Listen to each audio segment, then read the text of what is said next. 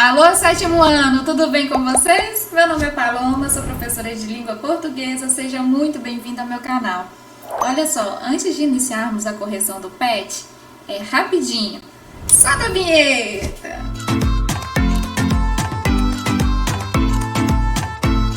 Pessoal, para nós resolvermos essas questões aí do PET, será necessária a leitura de um texto. É um pouquinho longo, tá?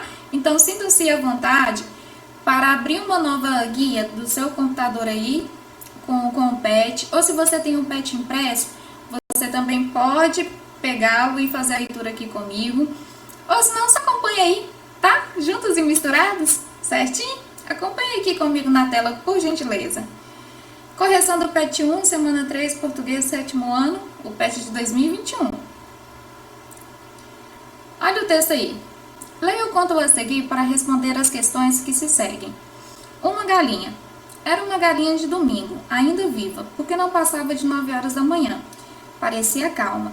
Desde sábado, encolhera-se no canto da cozinha. Não olhava para ninguém, ninguém olhava para ela. Mesmo quando a escolheram, apalpando sua intimidade com indiferença, não souberam dizer se era gorda ou magra. Nunca se adivinharia nela um anseio. Foi, pois, uma surpresa quando a viram abrir as asas de curto voo, inchar o peito e em 2 ou 3 lances alcançar a murada do terraço. Um instante ainda vacilou, o tempo da cozinheira dar o grito, e em breve estava no terraço do vizinho, de onde, em outro voo desajeitado, alcançou um telhado. Lá ficou em adorno deslocado, hesitando ora num, ora no outro pé. A família foi chamada com urgência e consternada viu o almoço junto de uma chaminé. O dono da casa, lembrando-se da dupla necessidade de fazer esporadicamente algum esporte de almoçar, vestiu-se radiante um calção de banho e resolveu seguir o itinerário da galinha. Em pulos cautelosos, alcançou o telhado onde está, hesitante e trêmula. Escolhia com urgência outro rumo. A perseguição tornou-se mais intensa. De telhado a telhado foi percorrido mais de um quarteirão da rua, pouco afeita a uma luta mais selvagem pela vida. A galinha tinha que decidir por si mesma os caminhos a tomar, sem nenhum auxílio de sua raça. O rapaz, porém, era um caçador adormecido, e por mais ínfima que fosse a presa, o grito de conquista havia soado. Sozinha no mundo, sem pai nem mãe, ela corria, arfava, muda, concentrada, às vezes na fuga, parava ofegante no beiral de telhado, enquanto o rapaz galgava outros com dificuldades, tinha tempo de se refazer por um momento, e então parecia tão livre, estúpida, tímida e livre, não vitoriosa como seria um galo em fuga, que é o que havia nas suas vísceras que fazia dela um ser? A galinha é um ser. É verdade que não poderia contar com ela para nada.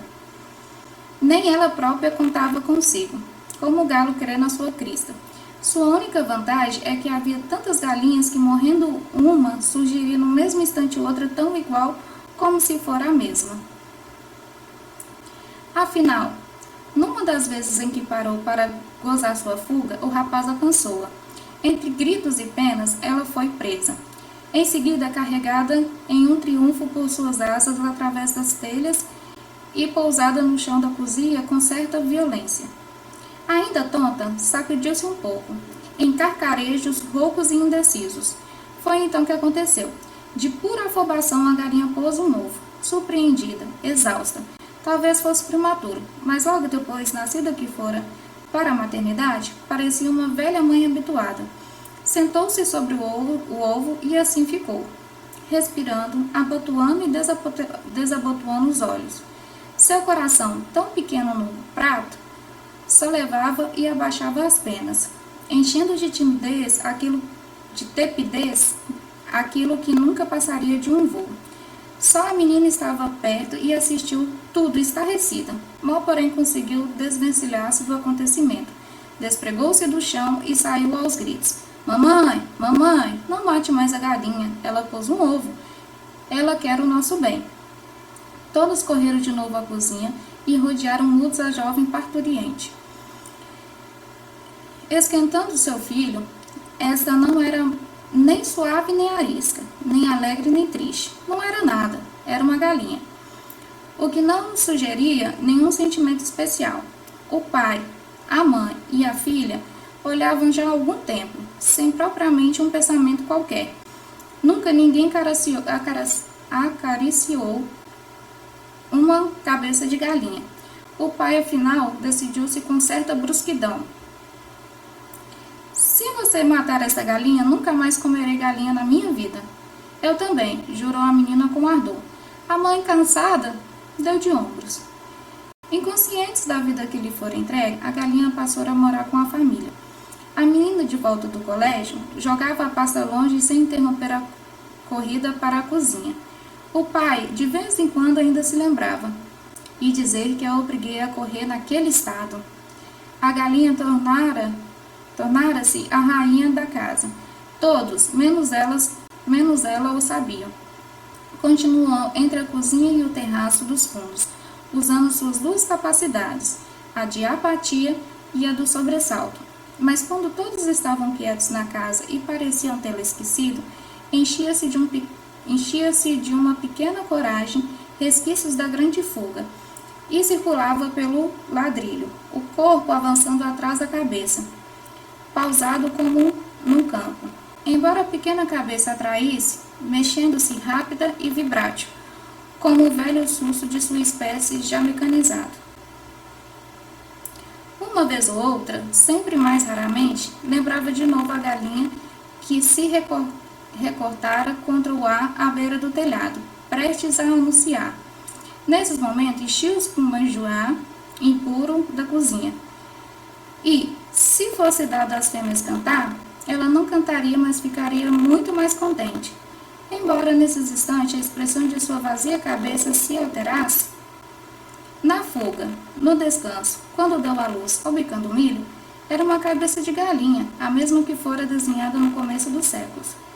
Até que um dia mataram-na, comeram-na e passaram-se anos. Esse aí é nosso texto, o texto da Clarice Lispector, tudo bem? Aí a questão 1 vem falando assim: o texto, uma galinha, pertence ao gênero narrativo. Identifica o tipo de narrador do conto e justifica sua resposta. Olha só, quando alguém conta história, narra a história, mas não é uma personagem, é chamado de narrador observador, tá? Então, como resposta, ficou assim: o conto apresenta um narrador observador, ou seja, o texto foi escrito na terceira pessoa do discurso. Sendo assim, terceira pessoa do discurso é ela, tá, gente? Sempre lá na terceira pessoa. Sendo assim, o emissor não está presente na história, apenas narra os acontecimentos. 2. Quantos personagens atuam na narrativa? Há uma personagem mais importante que a outra? Em caso de afirmativo, identifique-a. Quem são os personagens, né? A galinha, o pai, a mãe e a filha. Até menciona a cozinheira ali, mas é num breve instante. Não faz parte mesmo da história. E quem é o principal? A galinha, né? Como centro da narrativa. 3. Qual o fato desencadeia o conflito vivido pela personagem central da narrativa lida?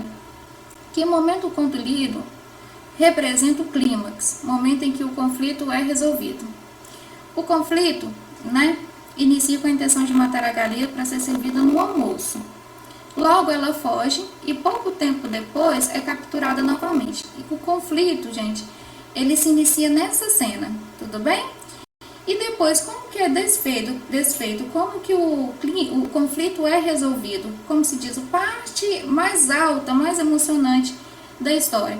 Quando a galinha bota o ovo e a família opta por não matá-la, naquele momento, né? Porque depois, já era.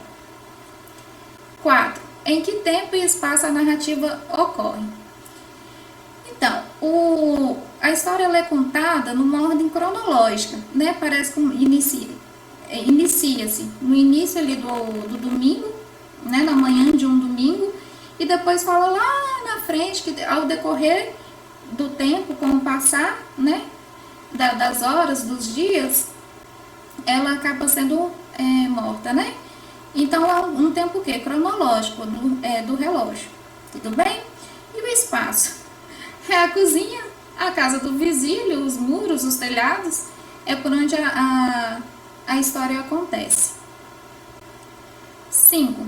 Assinale a alternativa correta no que se refere ao uso da vírgula. A menina, de volta do colégio, jogava a pasta longe, sem interromper a corrida para a cozinha. A. Para isolar o vocativo, não pode ser essa questão, essa alternativa, porque vocativo é chamamento. Então, você fala assim, ó, meu Deus, ó, e vírgula, e depois, meu Deus é o meu vocativo, o meu chamamento, tá? Se eu disser assim, ó, vem aqui, Fernando. O Fernando aí, no caso, é o vocativo, é quem eu estou interpelando, chamando. Tudo bem? B.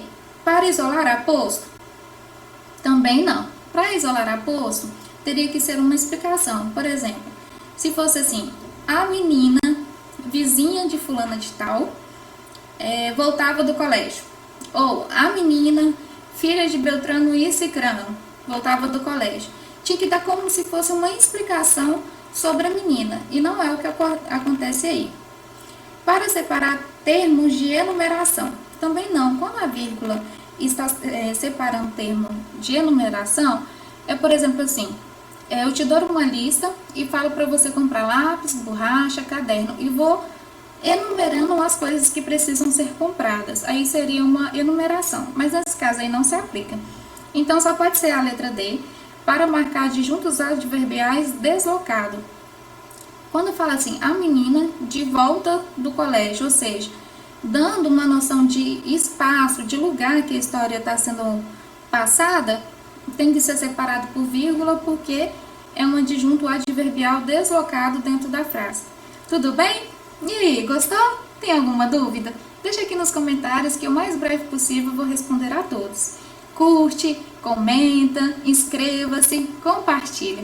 Espero vocês na quarta semana. Um beijo, obrigada por tudo sempre.